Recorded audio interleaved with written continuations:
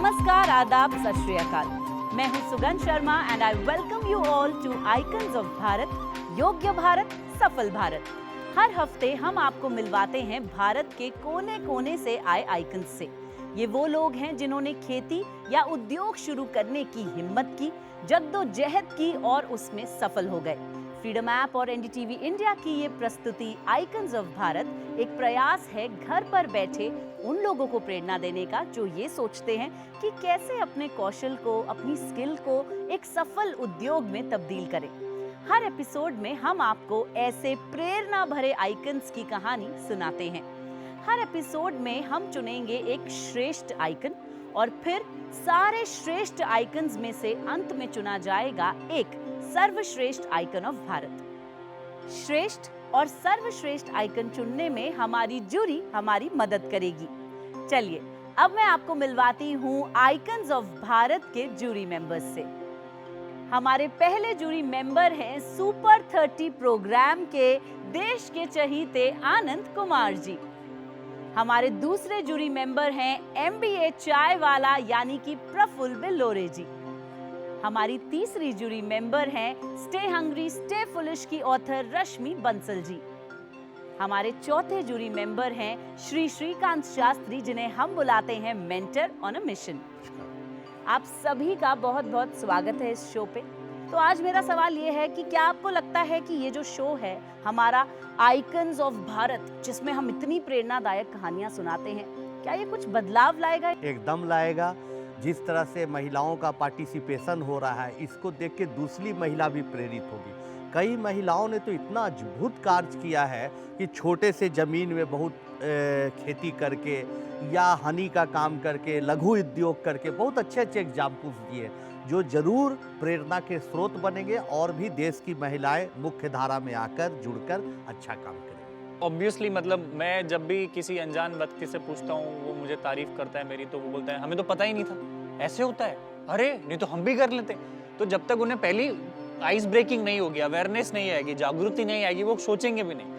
तो इस शो के माध्यम से जो जागरूकता पहुंचेगी मार्केट में, समाज में, देश के कोनों कोनों में, तो ऑब्वियसली नंबर बढ़ेगा और महिलाओं ने इतना अच्छा काम कर सकती है। ऑब्वियसली इस शो के माध्यम से बहुत अच्छा मैसेज जाएगा। इस शो पे हम बार बार संघर्ष की बात करते हैं, लेकिन मैं मानती हूँ कि महिलाओं का संघर्ष थोड़ा सा ज़्यादा होता है, क्योंकि अगर वो एक तरफ अपना बिजनेस देख रही हैं तो घर का भी सब उनके ऊपर जिम्मेदारी होता है।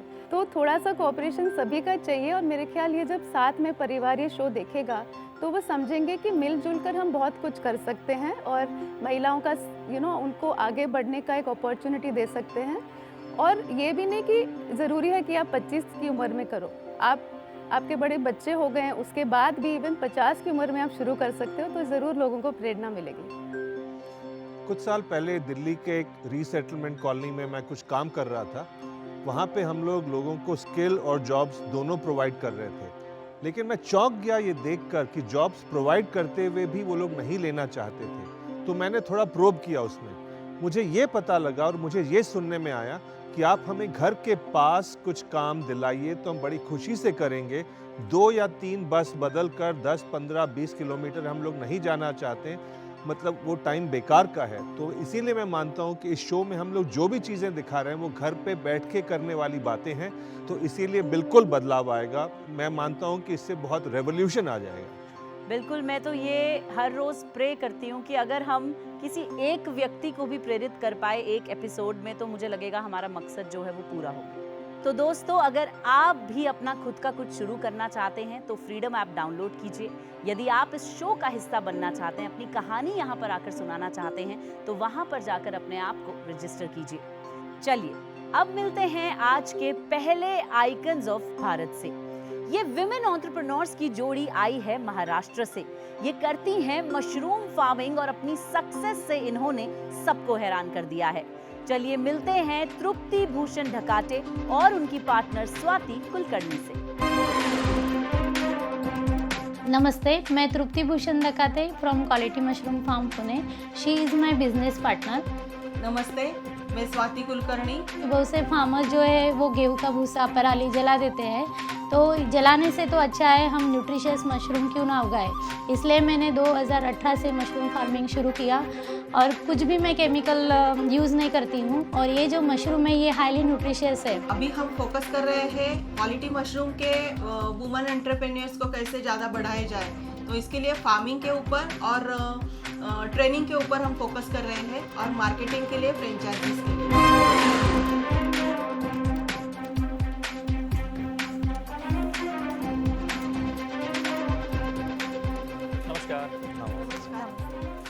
आप लोग हमें आपकी कहानी बताइए, मशरूम फार्मिंग का आइडिया कैसे आया, कैसे शुरू किया उसको और कैसे बढ़ाया, बताइए हमको। Thank you sir. मेरा नाम तृप्ति भूषण दकाते है। मैं क्वालिटी मशरूम फार्म की फाउंडर हूँ और ये मेरी बिजनेस पार्टनर है। नमस्कार, मैं स्वाति कुलकर्णी। मैं तृप्ति के साथ काम करती हूँ। हम दोनों और हमारा और एक पार्टनर है, हम तीनों मिलाकर महिला ही है सब। ये फार्म की तरफ देखते हैं और उसके by products and finish products की तरफ देखते हैं। मशरूम का फार्म है ये 2018 में शुरू किया। शुरू में मैं 5 साल प्रोफेसर थी नागपुर यूनिवर्सिटी से। मैं गोल्ड मेडल एमएससी में मुझे गोल्ड मेडल मिला था। क्या बात। मेरा खुद का एमएससी बायोटेक्नोलॉजी और बॉटनी हुआ है। फिर 5 साल प्रोफेसर होने के बाद 2 साल मैंने रिसर्च लैब में वर्क किया, मशरूम में रिसर्च वर्क किया। फिर बाद में मैंने मशरूम का कमर्शियल प्रोडक्शन शुरू किया।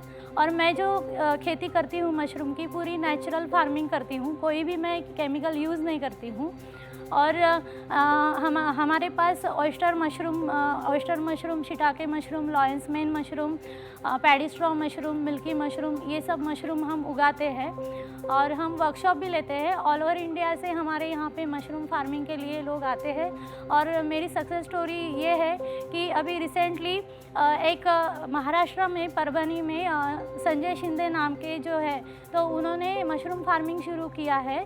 तो उनको पैर नहीं है, वो हाथ पे चलते हैं और वो मुझसे इंस्पायर होके अभी खुद का वो फार्मिंग कर रहे हैं। ये मेरी सक्सेस स्टोरी है। तृप्ति जी, 2 वुमेन एंटरप्रेन्योर्स को स्टेज पे देख के मुझे बहुत अच्छा लग रहा है। आपने बिजनेस में कदम रखा। यहाँ तो कोई फिक्स टाइमिंग होती नहीं है। वुमेन एंटरप्रेन्योर्स को कभी सिर्फ धंधे में अगर 100% टाइम लगाएंगे तो परिवार टूट जाता है। नहीं, फैमिली का सपोर्ट बहुत ज़रूरी है, उसके बगैर तो कुछ हो नहीं सकता। लेकिन तृप्ति के हस्बैंड ने भी उसको बहुत सपोर्ट किया और मेरी फैमिली ने भी बहुत सपोर्ट किया, क्योंकि मैं एक से ज़्यादा बिजनेस में इन्वॉल्व हूँ तृप्ति के साथ, तो पूरा दिन मुझे इधर उधर घूमना पड़ता है। तो मेरा हस्बैंड जो है वो बहुत सपोर्टिव है। वो उसने हेल्प किया, इसलिए मैं आगे बढ़ पाई। तो शुरू में मुझे भी अपोज हुआ। मेरे ससुराल में मैं पहली डॉटर इन लॉ हूँ कि जो बिज़नेस में उतरी हूँ, इसलिए सबका अपोज था। फिर भी मुझे करना था क्योंकि ये एक अच्छा काम है। जैसे मशरूम ये हाईली न्यूट्रिशियस है और मुझे नेचुरल फार्मिंग ही करना था। अभी 1 महीने में कितना प्रोडक्ट होता है? 1 महीने का कितना निकलता है?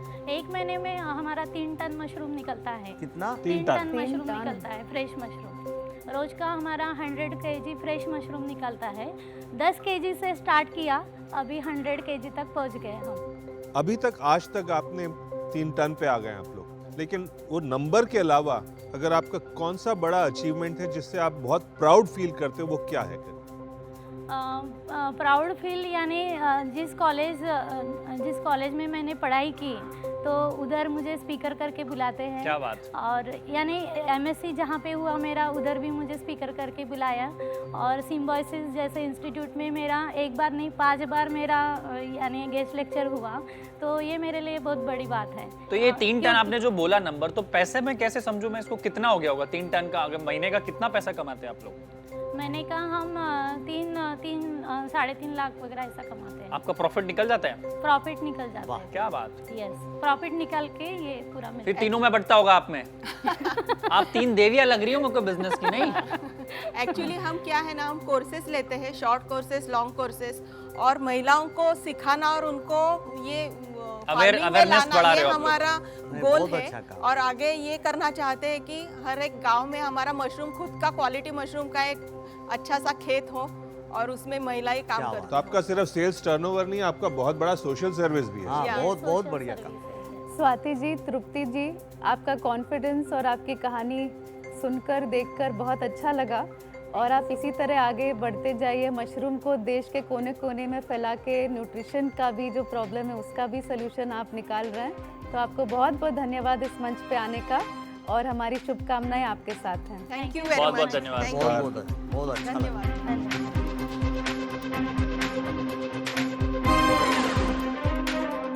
मशरूम उद्योग के लिए छोटे पैमाने पर 10,000 से 50,000 रुपए तक का निवेश दरकार। अगर आप 100 स्क्वायर फुट क्षेत्र में खेती से शुरुआत करते हैं तो सालाना 1 से 5 लाख रुपए तक कमा सकते हैं। भारत में 3 किस्म के मशरूम की खेती, बटन मशरूम, स्ट्रॉ मशरूम और ऑयस्टर मशरूम। चलिए इसी पॉजिटिव नोट के साथ शो को आगे बढ़ाते हैं और मिलवाते हैं आपको हमारे अगले आइकन ऑफ भारत से। पटना से आए हैं, ये एक टीचर हैं और देश में काफी बदलाव ला रहे हैं। चलिए आपको मिलवाते हैं शैलेंद्र कुमार झा जी से।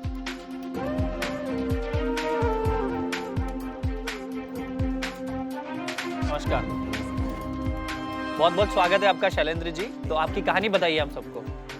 सर, मैं एस.के. झा, मैं एक शिक्षक हूँ। हिंदी भाषी क्षेत्र में मेरी किताबें पढ़ी जा रही है। सामान्य विज्ञान और ट्रेड की लगभग 6.5 लाख बच्चे यूट्यूब से जुड़कर फ्री में पढ़ाई कर रहे हैं और 3 लाख बच्चे पेड कोर्सेज में एडमिशन लेके पढ़ाई कर रहे हैं। क्या बात। और अभी रिसेंटली गंगा घाट वाला जो टेस्ट वायरल हुआ था तो वो सर मैं ही लेता हूँ। गंगा घाट पे लगभग 15,000 बच्चे आते हैं और लगभग सारे नेशनल मीडिया ने उसको कवर किया और वो फ्री ऑफ कॉस्ट में उनको पढ़ाने का काम वहाँ करता हूँ, टेस्ट लेने का काम करता हूँ। तो आप बताइए, आप फिजिक्स में दिलचस्पी शुरू से थी आपको? कैसे दिलचस्पी आई फिजिक्स में आपको? सर, सबसे पहले तो मैं बता दूं सर, मैं कभी स्कूल नहीं गया अपने जीवन में, लेकिन अच्छा। मैं आज शिक्षक हूँ। अच्छा, ये मैंने कैसे? जीवन में कभी स्कूलिंग नहीं की। मैं कभी स्कूल जाता ही नहीं था। मैं वहाँ से क्रिकेट खेलने, मूवीज़ देखने या फिर अन्य स्कूल में भर्ती हुई थी लेकिन हाँ, आप? स्कूल में हमारी भर्ती हुई थी, लेकिन मैं कभी स्कूल नहीं गया था।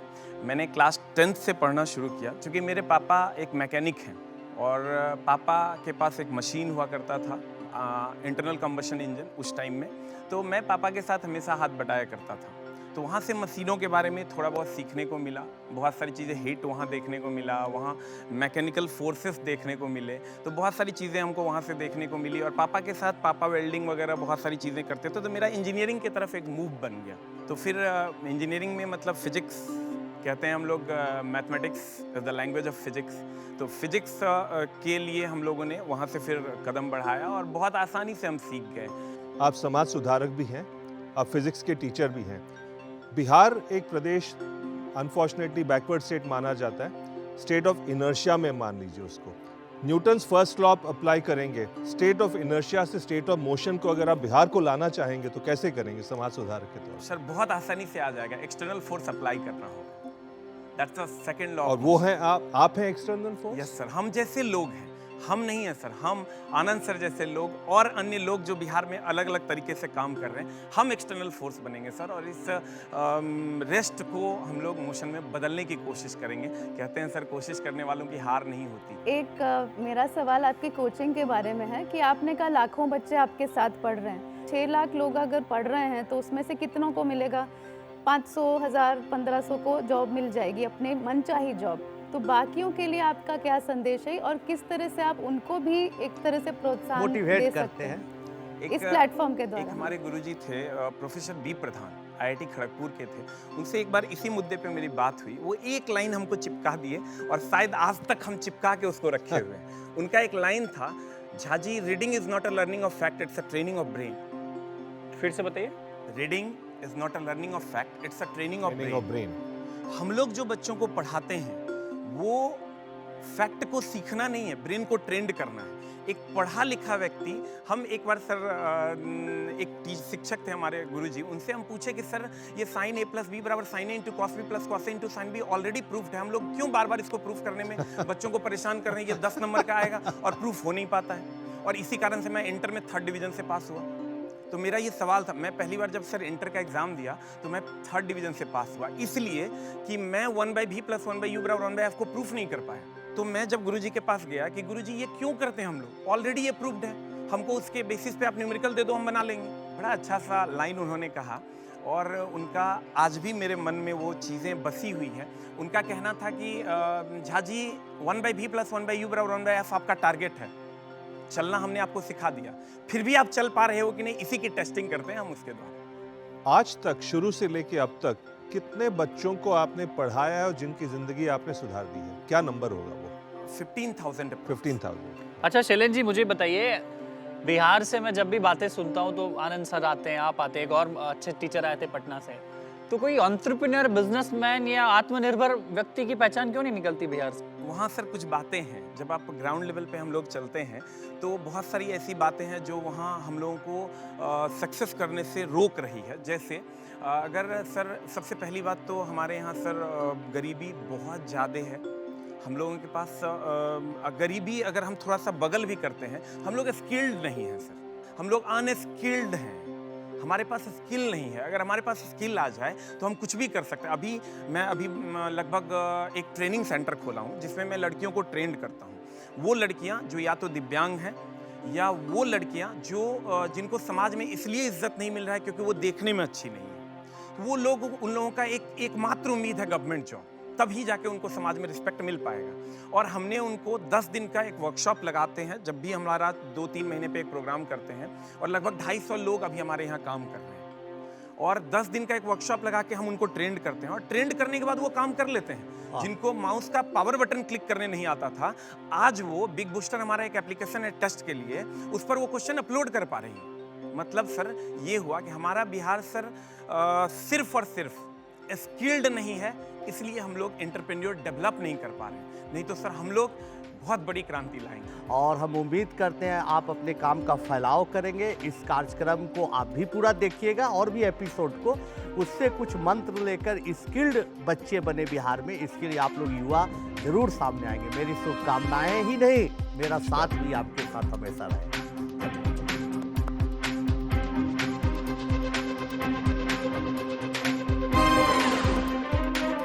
कोचिंग इंस्टीट्यूट खोलने के लिए कम से कम 60,000 से 70,000 रुपए चाहिए। भारत में कोचिंग कक्षाओं का मार्केट साइज 2022 में 3,993.45 करोड़ रुपए पहुंच सकता है। बैंकों और NBFC से इसके लिए मिलता है कर्ज।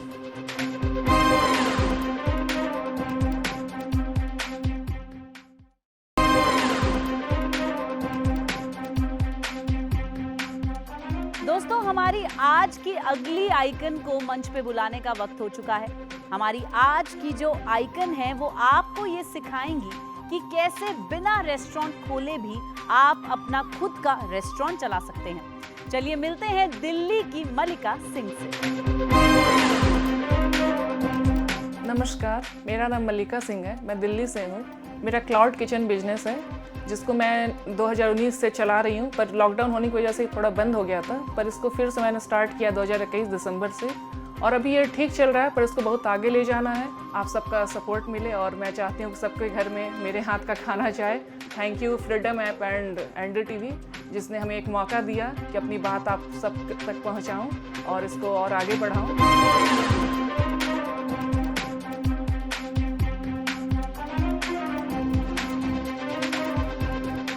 स्वागत है मल्लिका जी आपका। बहुत खुशी हुई है जानकर कि आप घर से ही रेस्टोरेंट चलाती हैं। अपनी कहानी सुनाइए ताकि और भी महिलाएं ऐसा करके स्वावलंबी हो पाए।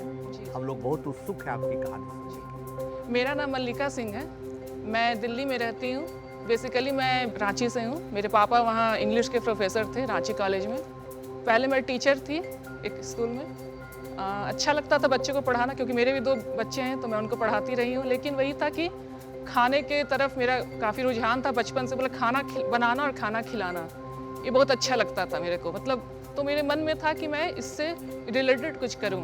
लेकिन वही था, मन में था, बस बाहर नहीं आ रहा था, समझ नहीं आ रहा था कैसे किसको बोलूं, कैसे होगा ये, कुछ भी समझ में नहीं आ रहा था। फिर मैंने अपने हस्बैंड को बताया, मतलब वो तो सुने भी नहीं, बोले कि ऐसा कुछ नहीं होता है, टीचर हो, अच्छा है, बहुत अच्छा है, हम लोग मतलब जॉब ही के क्षेत्र में जा सकते हैं, बिजनेस हमारे घर कोई करता है, तुम कैसे करोगी। और एक दिन मैंने वो जॉब भी छोड़ दी अपनी, जो टीचर की जॉब थी। काफ़ी घर में हंगामा हुआ। ऐसा नहीं था कि बहुत ज़्यादा अच्छा सैलरी था मेरा, लेकिन था कि बस मेरे लिए था वो सैलरी। और उसके बाद मैंने कहा कि मैं अपना एक क्लाउड किचन स्टार्ट करना चाहती हूँ, तो सबने काफ़ी विरोध किया घर में। हस्बैंड तो एकदम ही नहीं माने, कैसे तुम बिजनेस करोगी, और काफ़ी झगड़ा होता था इसके लिए। अभी रिश्ते कैसे हैं पति पत्नी दोनों में, आप दोनों में? रिश्ते बहुत अच्छे हैं, लेकिन ना वो मेरे हस्बैंड इस चीज़ के खिलाफ थे। फिर उसको ओवरकम कैसे किया, बाद में बाधा पार हो गई? फिर बाधा अभी तो थोड़ा वो समझने लगे हैं, क्योंकि अब मेरा स्मूथ हो गया बिजनेस जो है, कि अब ऑर्डर्स आते हैं। ये बताइए कि शुरू कैसे किया, पहला ऑर्डर कहाँ से आया, आपने पहला क्या ऑर्डर, डिसाइड किया कि क्या मैंने- लोग खाना चाहते हैं, जी, क्योंकि जी, जी। वैरायटी भी इतनी होती, तो कौन जी, सी जी। चीज़ लोगों को पसंद आएगी, कैसे आपने वो डिसीजन हाँ, तो वही काफ़ी बचकानी हरकतें मैंने की। एक ना मोरल सपोर्ट चाहिए था। हाँ। मैं वो अकेले, मतलब लगता है अकेली हूँ, कैसे होगा। तो अपने बेटे को कहा कि मतलब वो लोग था कंप्यूटर में ज़्यादा वो लोग का नॉलेज है, मैं अकेले कर सकती थी, लेकिन ताकि कोई बगल में रहे मेरे और मेन्यू बनाने में मेरी हेल्प करे। तो मैंने कहा अपने बच्चे से कि बेटा आओ मेरे साथ और बताओ कि मेन्यू कैसे बनाते हैं। तो उसने मेरी मदद की, 3-4 दिन 5 दिन लग गया, और बहुत ही अजीब सा मेन्यू एक बनाया जिसमें 60-70 आइटम्स थे। ये काफ़ी ज़्यादा था, प्री ऑर्डर के बाद भी अकेली थी मैं, तो कैसे होता। तो अभी मैं देखती हूँ वो मेन्यू को, तो मुझे हंसी आती कि मैंने मतलब कैसे स्टार्ट किया ये चीज़। तो फिर उसके बाद वो बन गया। फिर व्हाट्सएप पर मैंने उसको अपने फ्रेंड्स के बीच में, फ्रेंड्स के फ्रेंड बताया कि इसको थोड़ा सा तुम इसको भेजो सबके पास और बोलो कि ऑर्डर करे मेरे से। तो ऑर्डर आ जाते थे 3-4 करके, मतलब कि जैसे रात को किसी को डिनर चाहिए अपने फैमिली के लिए। पहला ऑर्डर आया था तो आपकी फीलिंग कैसी थी और क्या बेचा था आपने पहला, कितने रुपए का पहला था? ऑर्डर मेरा आया था वो 560 रुपीज़ का। कौन मेरा सा क्या आइटम आइटम क्या क्या था था? उसमें? आइटम था उसमें एक पनीर कोफ्ता था, वो लच्छा पराठा, और एक मिक्स वेज था, एक दाल था। मैंने मार्केट रिसर्च नहीं, काफ़ी गलतियाँ की मैंने, कि मार्केट कहाँ की, किस जगह, उस जगह के लोगों को क्या पसंद है, ये जानना बहुत जरूरी होता है। वालिका जी कैसा है ना, गलतियां से ही आदमी आगे जी। बढ़ता है। आज MBA चावला मैं भी, हमने भी बहुत गलतियां जी, करी। जी। अच्छा मुझे बताइए, आप क्लाउड किचन चलाती है, आप पहले एंटरप्रेन्योर अपने परिवार की, और आप कैसे जज करते हो कि इतने ऑर्डर आएंगे तो मुझे पहले से बना के रखना है, प्रिपरेशन कभी वेस्ट भी चले जाता होगा। जी जी। तो हाउ डज इट वर्क, आपका इकोनॉमी कैसे काम करता है? और आपके साथ कोई अभी सहयोगी है कि जी। अकेले ही चला रहे हैं? ये 5 लोग हैं मेरे साथ वाह। अभी, 5 लोग ओके। हैं। लेकिन Helpers घर हैं। घर पर ही आते हैं आपके? घर पे से ही सब होता घर है? से ही करें, क्योंकि मेरे पास अभी इतना पैसा नहीं है कि मैं रेंट भी दे पाऊँ कहीं। और ये सोसाइटी है मेरा, उसमें फ्लैट है मेरा, और वहाँ से भी चला रही हूँ। बहुत और दिन भर 5 वर्कर्स नहीं रहते हैं, उनको शिफ्ट वाइज है कि अच्छा। सुबह 3 रहते हैं, फिर 3 बजे वो चले जाते हैं, 3 बजे फिर 2 आते हैं, वो रात तक 11 बजे तक मेरा खुला रहता है रेस्टोरेंट। आज की स्थिति क्या है कि आपका कितना प्रॉफिट आज बन पाता डेली है? का मेरे पास वीकेंड पर 30 ऑर्डर्स तक रहते हैं, 30 ऑर्डर आते हैं। हाँ, स्विगी जोमेटो के थ्रू, और डायरेक्ट ऑर्डर भी चल रहे हैं, जैसे डेली के कभी 1-2, कभी 4 भी आते हैं, किसी दिन नहीं भी आते हैं, लेकिन स्विगी जोमेटो के थ्रू मेरा अभी आप business साथ है। में 2500 बिजनेस कर सकते हैं, किटी पार्टी कर सकते हैं, बर्थडे पार्टी का हाँ, ऑर्डर ले सकते हैं, आप छोटी तो मोटी। वो डायरेक्ट ऑर्डर मेरे पास वो भी आते हैं, क्योंकि अब लोग जानने लगे हैं। आपका खुद का इंस्टाग्राम पेज या कुछ जी, जी। कार्ड वगैरह है? कार्ड तो नहीं है, इंस्टाग्राम पेज है और फेसबुक पेज। अच्छा मैं आपको छोटी सी कहानी और बताता हूँ। मैंने जब चाय का ठेला चालू किया था, मेरे खुद के हाथों से मैंने 10,000 विजिटिंग कार्ड लोगों को व्यक्तिगत रूप से बांटे थे। जी जी आप जी। यही काम कीजिए कि एटलीस्ट 1000 विजिटिंग कार्ड छापिए, सोसाइटी में सबको दीजिए, जी। सोसाइटी के बाहर दीजिए, सिक्योरिटी गार्ड को दीजिए। इस हिसाब से आप मार्केटिंग चालू कीजिए और लोग आपके पास नहीं आएंगे, ये आप समझो। आप लोगों के पास जाइए। जी। आपकी कहानी मेरी जैसी कहानी, मुझे भी समझ नहीं आता था कि चाय का ठेला कैसे शुरू किया जाता है। तो ये छोटे छोटे चीज करके आप अपना बिजनेस 5 गुना 10 गुना बढ़ा सकते हैं। 30 ऑर्डर मतलब दिन के 15-20 हज़ार के तो बिजनेस कर ही रही होंगी आप मेरे जी ख्याल से। नहीं, 15-20 हज़ार तो नहीं, हाँ मतलब 5 से 6 हज़ार। लेकिन आपको मार्केट की समझ आ गई है? जी थोड़ा मैंने अब समझा है समय के साथ, वो ठोकर खाते खाते खाते चलिए। वाह, बहुत अच्छा। आपको बहुत बहुत शुभकामनाएं कि आप सक्सीड करें और बहुत बड़ा बनाएं मल्लिका किचन को। Thank you so much. मुझे बस यही अच्छा लग रहा है कि जो मल्लिका किचन मेरे अंदर चलता था, मैं रोती थी बैठकर अकेले में कि मेरे अंदर तो है पर ये बाहर कैसे आएगा, कैसे लोग को बताऊं। आज मैं इतने बड़े मंच पर आके आप सबके बीच में बता पा रही हूँ, इससे अच्छा और मेरे लिए बाहर कुछ नहीं आ होगा। गया है और बढ़ता रहेगा, आप जी। ये मान के चलिए। तो मेरे लिए बहुत ही मतलब इमोशनल मोमेंट है ये। नहीं आप घबराइए मत। और जो व्यक्ति आपको बस में मिले, कार में मिले, रोड पे मिले, आपके शिक्षक जिसको आप पढ़ाते थे, उनके पिताजियों से बात करके अपना कार्ड दीजिए और गर्व से कहिए मेरा नाम मल्लिका है, मैं क्लाउड किचन चलाती हूँ, मैं आत्मनिर्भर हूँ। आप घबराइए मत। घबराओगे तो धंधा नहीं कर पाओगे। बिल्कुल। बहुत नमस्कार। अच्छा लग रहा है आप। Thank you. Thank you so much.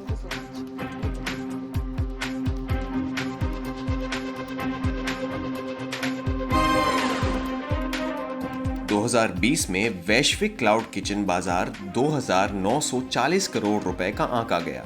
Cloud kitchen के लिए शुरुआती निवेश 25,000 से 40,000 रुपए तक का। क्लाउड किचन से ऑनलाइन खाना ऑर्डर कर सकते हैं, वहां बैठकर खाने की सुविधा नहीं। चलिए शो को आगे बढ़ाते हैं और मिलते हैं हमारे नेक्स्ट आइकन ऑफ भारत से। अब ऐसा कौन नहीं है जिसे भाई रेसलिंग में इंटरेस्ट ना हो, ऐसा कौन नहीं है जिसे बॉडी ना बनानी हो। आजकल के यंगस्टर्स से पूछिए, उन्हें सिर्फ बॉडी बनानी है और इंस्टाग्राम पे अपनी पिक्चर्स डालनी है। हमारे अगले आइकन जो है वो फिटनेस इंडस्ट्री में बहुत सालों से हैं और आज वो हमें सिखाएंगे कि कैसे आप एक सक्सेसफुल फिटनेस सेंटर बिजनेस को रन कर सकते हैं। चलिए मिलते हैं विनोद कुमार जी से। मेरा नाम विनोद कुमार है, मैं दिल्ली का रहने वाला हूँ। मैं 94 से अपना जिम का व्यवसाय कर रहा हूँ और सभी लोगों से मेरे को बहुत प्यार मिल रहा है। काफ़ी लोगों को मैंने मेडिकली फिट किया हुआ है और दिल्ली में, साउथ दिल्ली में मेरा जिम है गुलमोहर पार्क के अंदर, जो काफ़ी लोगों को आने में इजी होता है और काफ़ी पॉपुलर है।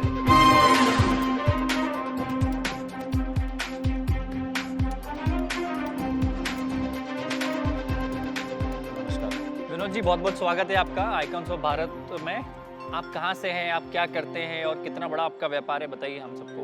मैं दिल्ली से रहने वाला हूँ। मेरा जिम गुलमोहर क्लब के अंदर है, जो न्यू दिल्ली के अंदर है, जय फिटनेस पॉइंट के नाम से।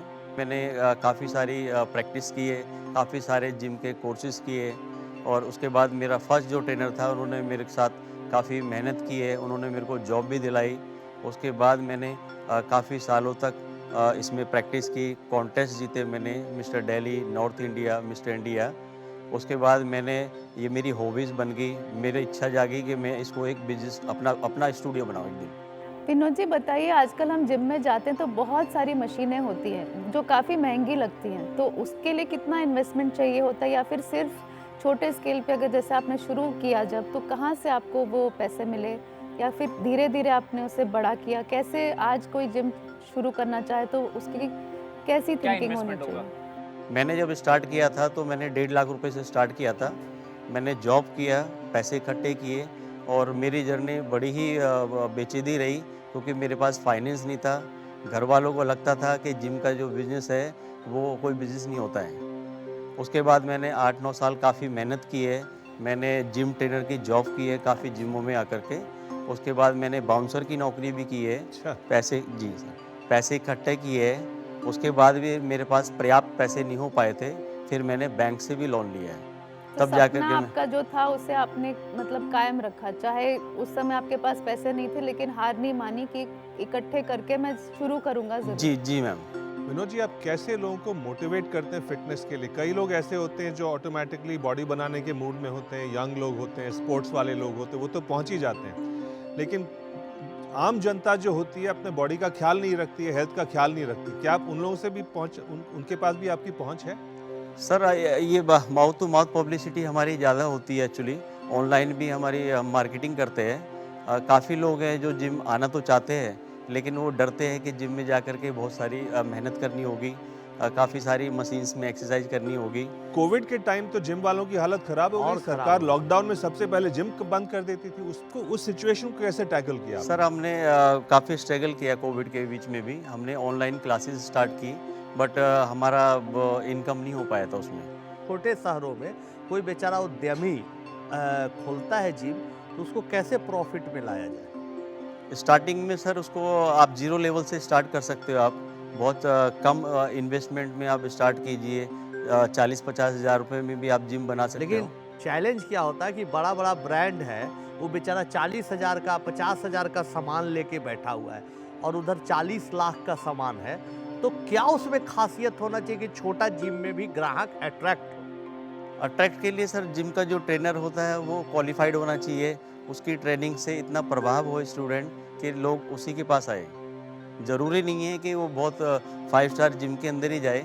अगर उसको अच्छा टीचर मिलेगा वो वहीं पे जाएगा, चाहे वो झोपड़ी में क्यों ना हो। जैसा मैं हॉस्पिटल्स में डॉक्टर बड़े इंपॉर्टेंट होते हैं, कॉलेज और स्कूल में टीचर बड़े इंपॉर्टेंट होते हैं, तो जिम में ट्रेनर का बहुत इज्जत होता है कि उससे रिलेशन होता है बंदे का। जी। तो अभी how big is your business, कितने लोग आपके यहाँ ट्रेनिंग लेने आते हैं, आप कितना पैसा कमाते हैं, कुछ बता पाएंगे जनता को? जी जी बिल्कुल बता पाऊँगा। अभी एट प्रेजेंट में मेरे पास 500 से 600 लोग डेली आते हैं रूटीन में, और मेरा बिजनेस जो है 8 से 10 लाख रुपए का बिजनेस है महीने का। जी। अभी मैं काफ़ी अच्छे लेवल पे हूँ, लेकिन जब मैंने स्टार्ट किया था मुश्किल से मेरे पास 20 से 30 हज़ार रुपये भी नहीं कमा पाता था मैं। पुशअप्स कैसे करते दिखा दीजिए, आप कितने कर लेते हैं? जी सर बिल्कुल। आप कितने कर लेते हैं? सर अभी तो आउट ऑफ प्रैक्टिस है, बट अभी भी जितना भी हो पाएगा कर लेते हैं अभी भी।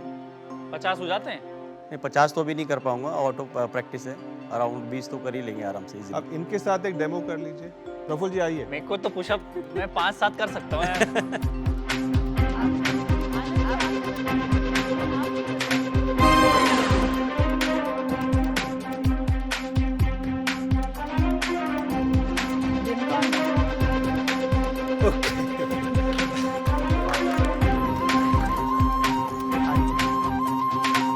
कोई गिनिए एक आदमी।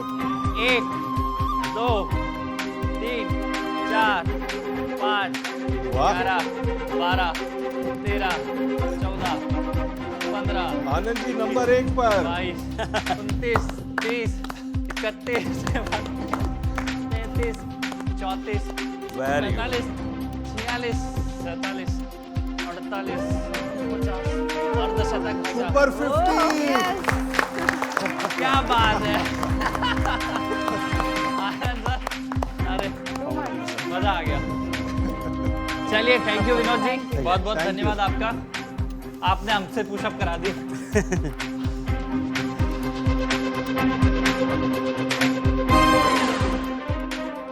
भारत में करीब 20,000 जिम है। इनमें स्थानीय व्यायाम केंद्रों से लेकर देश भर में मौजूद चेन शामिल है। जिम शुरू करने के लिए साजो सामान की लागत करीब 5 लाख रुपए। फिटनेस स्टूडियो शुरू करने के लिए अलग अलग योजनाओं के तहत कारोबार के लिए कर्ज मिलता है। अगर आप भी विनोद जी से सीखना चाहते हैं कि कैसे एक सक्सेसफुल फिटनेस सेंटर चलाया जाए, तो फ्रीडम ऐप डाउनलोड करें और कोर्स करके सीखें। लेकिन अगर आप अपनी कहानी इस मंच पे सुनाना चाहते हैं, तो बिना किसी देरी के अपने आप को फ्रीडम ऐप पे रजिस्टर करें।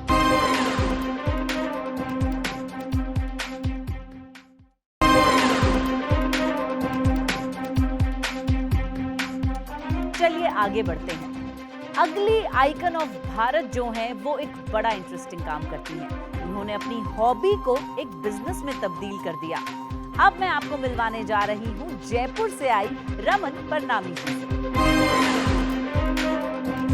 मैं रमन परनामी जयपुर से हैंडीक्राफ्ट बिज़नेस करती हूँ और मैं 8 क्लास से ये बिज़नेस कर रही हूँ। मुश्किलें भी मेरे पास बहुत आई क्योंकि अर्निंग सोर्स नहीं था, सामान लेने के लिए बिल्कुल पैसे नहीं थे। अच्छा अर्न होने लगा उस चीज़ से, तो मुझे बहुत अच्छा लगा। तो मुझे लगा इसको अब प्रोफेशनली बनाने के लिए मुझे और लोग इन्वॉल्व करने पड़ेंगे इसके अंदर। मैंने इसमें और लोगों को इन्वॉल्व किया जिनको इंटरेस्ट था, और आज की डेट में मतलब 20 तो लेबर ही है जो कर रही है ये वर्क मेरे साथ, और बाकी घर में भी ले जाते हैं। और ये प्रोफेशन काफ़ी आगे तक जा सकता है अगर इसको हर हाउसवाइफ करना चाहे तो।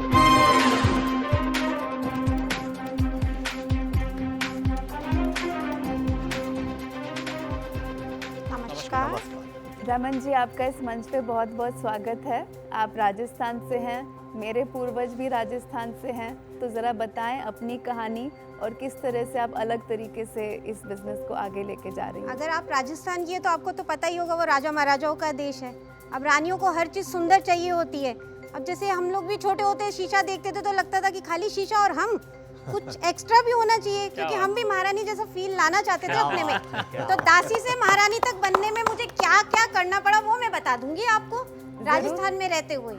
क्योंकि मैं बहुत छोटे घर में थी, हम लोग के पास एक ही कमरा होता था, तो मुझे वॉल हैंगिंग्स लगा के उसको देखना, महारानी जैसा फील करना भी बहुत अच्छा लगता था। मैं लुकिंग मिरर को भी बहुत सुंदर लगाती थी, चाहे मैं अच्छी नहीं लग रही हूँ पर मिरर इतना सुंदर लगता था कि मैं अपने आप को फील करती थी कि हाँ मैं बहुत अच्छी लग रही हूँ, क्योंकि उसमें मेरा आर्ट वर्क दिखता था। वो ही मेरे लिए मेरी सुंदरता है उन चीज़ों को। और घर में अब जैसे आप मानते हैं छोटे घरों में पेंट वगैरह उतर जाता है, अब कोई आ जाए तो आप बैठे हैं तो अपन को लग रहा है कि वो बार बार उस वॉल को देख रहा है। उसको छुपाने के लिए फिर मैंने एक और हैंगिंग बनाया। ऐसे करते करते मुझे हर अपने घर को एक महल बनाने में अच्छा लगा तो मुझे लगा मैं जब राजस्थान में तो सबके घर ऐसे ही होने चाहिए और सब रानियों जैसा फील करे, चाहे छोटे हो चाहे बड़े हो। फीलिंग जो है वो ही मोस्ट है सबके लिए, बाकी और कुछ भी नहीं है। वो फील लाने के लिए मुझे ये चीज़ें स्टार्ट करनी पड़ी, तो मैंने अपने फील को ऐसे स्टार्ट किया है। तो अभी कितना बड़ा बिजनेस है आपका, पैसे कितने कमाते हो? और मैं आपका वीडियो देख रहा था तो आप अच्छे घराने से लगती हैं मुझे, क्योंकि आप अपना घर सजाना चाहती थी, वो सजाया, फिर आपने इसको बिजनेस कन्वर्ट कर दिया। हाँ बिल्कुल बिल्कुल। तो बताइए अपने बिजनेस बड़ा कितना है, कितना पैसे कमाते हैं, क्या मैं बिलोंग करती हूँ पंजाबी फैमिली से और मेरी मैरिज हिंदू फैमिली में हुई है, कृष्ण है। तो मैं मम्मी वगैरह भी सपोर्ट करते थे, ऐसे मैं रात को कोई ना कोई चीज़ बना के सुबह तक रख देती थी। पढ़ने में इतना इंटरेस्ट नहीं था मुझे और अर्निंग सोर्स के लिए तो मैं ज़ीरो थी, मेरे पास कुछ भी नहीं था तब। फिर मैंने ट्यूशन स्टार्ट की क्योंकि ये चीज़ें मुझे बनानी थी, तो मुझे कुछ चाहिए था, तो मैंने ट्यूशन्स लेनी इवनिंग में स्टार्ट करी। तो मॉर्निंग में मैं उससे कुछ प्रोडक्ट्स बनाती थी और मैं उस टाइम से हूँ कि आप इजीली बाहर नहीं जा सकते थे। हम लोग मैदे से बनाते थे फेविकोल को गरम करके हिला के, मतलब जितना हार्ड पीरियड हम लोग का था ना, वो आज बहुत इजी हो गया है कि प्रोडक्शन इसीलिए बढ़ा है क्योंकि आज हर चीज़ अवेलेबल है। हम लोग को 2 दिन तो सामान कलेक्ट करने में लगता था। अभी तक आपने पैसे नहीं बताया, आपके कितना कमाते हो आप? पैसे मेरा ये है कि ना मैं ऑनलाइन भी हूँ, तो मैं 2-2.5 मंथली कर लेती हूँ। हजार लाख करोड़। लाख। अरे वाह, आप तो इतने धीमे सी आवाज में आप शर्मा रहे हैं। मुझे लगता है ये शो आपका लोग देख लेंगे तो लोग पूछेंगे पैसा दे दे, पैसा दे दे, ऐसा कुछ होगा? अरे नहीं, पैसा दे दे क्या, मैं अपनी लेबर से कुछ नहीं छुपाती, पूरा अर्निंग उनके सामने रहता है, पे स्केल उनके सामने टोटली उनके हाथ में देती हूँ, डिस्ट्रीब्यूट भी वही करते हैं। ऐसा नहीं है मैं कुछ भी नहीं रखती, क्योंकि छुपाने से मैं आगे नहीं बढ़ पाऊंगी। बहुत अच्छा, मैं तभी उठूंगी जब आप लोग उठेंगे। नहीं, बहुत अच्छा काम आप कर रही हैं और जितना अच्छा आप बोलती हैं, चीज़ों को रखती है, ये आपका एक टीचिंग स्किल भी भीतर से देखने को हमको मिला, जो आपके भीतर छिपा हुआ है। एक शिक्षक मेरे पास जो है, जॉब लेने फर्स्ट टाइम आई, उसको कुछ नहीं आता था। मैंने उसको बोला मुझे सब कुछ आता है, जरूरत नहीं है तुझे कुछ आए या नहीं आए, मुझे अपने आप को क्लियर करना है, तो मुझे तेरे को बिठाना है, क्योंकि मैं अगर तेरे को सब कुछ आता होगा तो मैं और क्लियर नहीं हो पाऊंगी, क्योंकि तेरे को सब कुछ आता है। इस प्रोग्राम के बाद आपका बिजनेस बहुत बड़ा होगा। मैं बहुत देर से कोशिश कर रहा हूँ एक सवाल पूछने के लिए, पूछ ही लेता हूँ। पूछिए। कितनी लेडीज आपके साथ, कितने वर्कर्स काम करते हैं मेरे पास बिफोर कोरोना 25 थे, अब 15 कुछ हैं जिनको मैं घर में भी दे देती हूँ और 10 कुछ मेरे साथ बैठते हैं। अच्छा, और उसमें हाँ 25 हो गए। फिर भी मेनली सब यही है जो एजुकेटेड नहीं है और आज महारानी जैसा फील करती है मेरे आने के बाद। हालांकि मैं लेबर लगूंगी आपको वहाँ पर ये महारानियां लगेंगी, ये आप नोट कर सकते हैं लाइव आकर। आपने तो प्रोग्राम में मजा ला दिया इस शो में, बहुत बढ़िया, बहुत बढ़िया। यार आपको ना मार्केटिंग सेल्स की तो जरूरत ही नहीं, आप तो जहाँ जाएंगे बेच के आ जाएंगे। ये भी लेबर बोलती है कि दीदी आप वर्क कम करते हो। मैं क्यों कहती, 2-3 फोन तो इसीलिए आ जाते हैं कि उनको कोई प्रॉब्लम आ रही है। आप प्रॉब्लम ही सॉल्व करते रहते लोगों की, तो हमारे को तो देख ही नहीं रहे। मैंने कहा तुम लोग को एक्सपर्ट कर दिया, मुझे उनको भी करने दो। मैं कुछ नहीं छुपाती, क्योंकि छुपाई हुई चीजों पे मिट्टी डालते हैं। अच्छा, ये बात बताइए, बाहर आई चीजों पे नहीं डलती। वाह, बहुत अच्छा। चलो ठीक है, ये बताइए कि आपको इतना अच्छा देख के, इतना तरक्की करते हुए देख के आपके हस्बैंड की क्या प्रतिक्रिया? बहुत, वो तो स्टार्टिंग से खुश है। मेरी भी लव मैरिज है। मेरी भी मतलब, और किसकी है? अब बहुत लोगों की होती है। वो काउंटिंग मैं नहीं कर सकती क्योंकि मेरी भी है। नहीं तो आप ज्यादा कमाते हैं कि वो ज्यादा कमाते हैं? नहीं, वो भी बहुत अच्छा अर्निंग है उनका, ऐसा नहीं है। बट ये है कि हम दोनों एक दूसरे को सपोर्ट फुल करते हैं, हम लोग खर्चा भी इक्वल करते हैं। ऐसा नहीं है उनको जरूरत है तो मैं हूँ, मेरे को जरूरत है तो वो बहुत है। अच्छी बात। और बाकी फैमिली भी मेरा सपोर्टेड है, बिफोर मैरिज, आफ्टर मैरिज। आपका ब्रांड नेम क्या है? ब्रांडिंग है कोई? Raman art gallery. Raman art gallery, अपने नाम से ही, क्योंकि अपने पैरों पे ही, तो अपने नाम से। अच्छा, कोई मैसेज देना चाहते हैं आप देश की महिलाओं को, उनके लिए कोई मैसेज है? मैसेज यही है कि आज आप इतना अच्छे से इंडिपेंडेंट हो जाओ कि आप अपने हर फैमिली के व्हाट्सएप पे नजर आओ कि ये है मेरी मम्मा। जैसे मेरी डॉटर मुझे मेरे व्हाट्सएप पे 2 दिन से लगा रही है, तो मुझे इतना अच्छा फील हो रहा है कि मतलब अपनी पिक्स हटा के उसने मेरी लगा रखी। तो जो गर्व मुझे लग रहा है 2 दिन से, मैं इन लोग को भी कह रही हूँ कि मुझे बहुत अच्छा लग रहा है। क्या बात। ये फील मैं हर लेडी में लाना चाहती हूँ कि हर जगह उसकी फोटो दिखनी चाहिए। हम तो चाहते हैं आप बोलते ही रहे, हम इधर बैठ के हम तो जैसा आप बोलते रहो, हमारा मतलब हम चाहते नहीं, हमारा काम ही खत्म हो गया आज। बहुत बढ़िया। Thank you very much Raman ji, आपसे मिलके बहुत मजा आया। तो ये तो एंटरटेनमेंट चैनल बन गया। Thank you very much, all the best for you. Okay, thank you.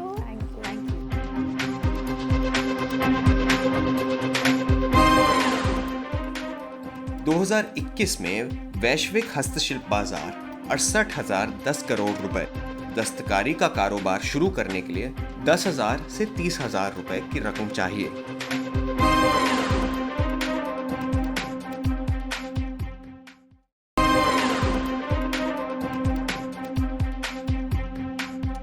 दोस्तों, मुझे लगता है कि आज बहुत मुश्किल होगा ये निर्णय लेना कि कौन बनेंगे श्रेष्ठ आइकन इस एपिसोड के। जब तक हमारे जूरी मेंबर्स ये निर्णय लेते हैं, मैं आपको हमेशा की तरह एक इंटरेस्टिंग फैक्ट बताती हूँ। भारतीय महिला उद्यमी यानी कि विमेन एंटरप्रेन्योर्स ऑफ इंडिया को प्रोत्साहन देने के लिए हमारी भारत सरकार बहुत सारी स्कीम्स लाती है। इनमें से एक ऐसी स्कीम है जो किसी भी महिला को लघु उद्योग शुरू करने के लिए मदद कर सकती है। इस स्कीम का नाम है मुद्रा लोन। कोई भी महिला अगर कोई भी छोटा व्यवसाय शुरू करना चाहती है तो 50,000 रुपए से लेकर 10 लाख रुपए तक का लोन आसानी से अप्लाई कर सकती हैं। ये सोचने की जरूरत नहीं है कि पैसे नहीं है या सेविंग्स नहीं है तो बिजनेस कैसे होगा। अगर आप भी अपना कोई बिजनेस शुरू करना चाहते हैं, आपकी किसी विषय में रुचि है लेकिन आपको नहीं पता कि उसे कैसे करें, तो फ्रीडम ऐप डाउनलोड कीजिए। वहाँ पर अलग अलग कोर्सेज हैं और वहाँ से आप जानकारी हासिल कर सकते हैं कैसे बिजनेस शुरू करना है। इतना ही नहीं, अगर आप हमारे इस शो आइकन्स ऑफ भारत का हिस्सा बनना चाहते हैं, अपनी कहानी दुनिया को सुनाना चाहते हैं, तो फ्रीडम ऐप पे अपने आप को रजिस्टर कीजिए। चलिए, अब मुझे लगता है कि हमारे जूरी मेंबर्स जो हैं वो किसी एक डिसीजन पे पहुंच गए होंगे। Yes. तो बिना किसी देरी के मैं आप सबको इस मंच पे आमंत्रित करना चाहूंगी। बताइए हमें कौन है आज के श्रेष्ठ आइकन।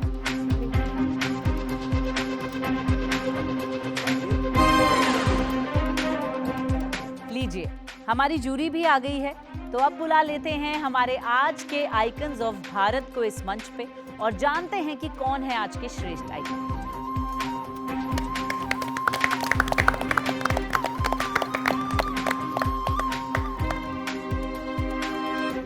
तो अब मैं गुजारिश करूंगी श्रीकांत सर से कि हमें बताएं कौन है आज के श्रेष्ठ आइकन ऑफ भारत। आज का सेशन जो था बहुत ही इंटरेस्टिंग था, क्योंकि पांचों आइकन्स जो आए उनकी कहानियां विभिन्न हैं लेकिन बहुत ही प्रेरणादायक और रोमांचक हैं।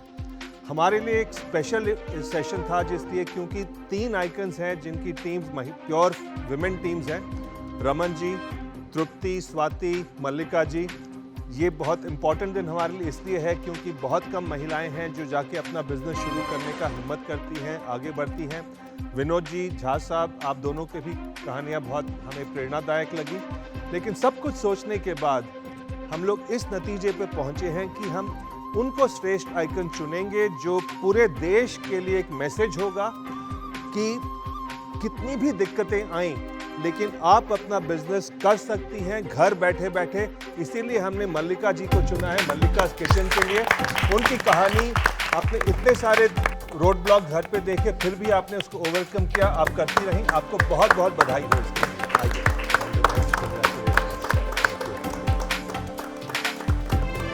तो ये मत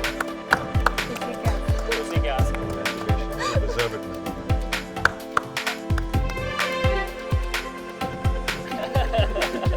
बहुत अच्छा लगा, बहुत अच्छा लगा, बहुत अच्छा, बहुत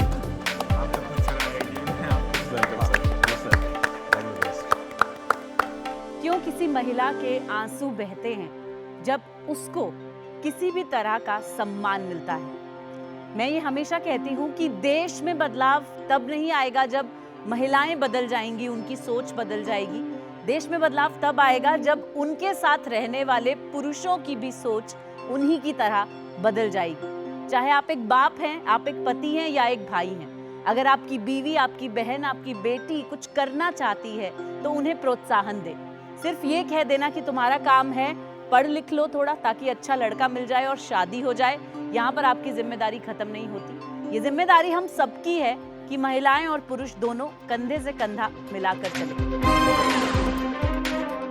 अब आप भी वोट कर सकते हैं अपने फेवरेट आइकन ऑफ भारत के लिए। फ्रीडम ऐप डाउनलोड कीजिए और वोट करके हमें बताइए कि कौन है आपके हिसाब से श्रेष्ठ आइकन ऑफ भारत। और आपके वोटों के आधार पे ये हैं पिछले एपिसोड के श्रेष्ठ आइकन। बड़े ही ज़्यादा भावुक हो गए आज हम सब इस शो पर, शायद इसीलिए क्योंकि आज हमने देखा कि कैसे एक व्यक्ति अपनी स्ट्रगल से गुजरकर भी सफल बन सकता है और दूसरों को प्रोत्साहन दे सकता है।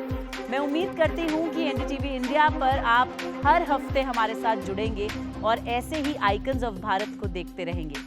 अगर आप भी अपनी प्रेरणा भरी कहानी इस शो पे सुनाना चाहते हैं तो फ्रीडम ऐप डाउनलोड कीजिए और अपने आप को रजिस्टर कीजिए। जाते जाते सिर्फ इतना कहूंगी कि हंगामा खड़ा करना हमारी कोशिश नहीं है, बस इतनी सी उम्मीद है कि तस्वीर बदलनी चाहिए। This is your host Sugan Sharma signing of.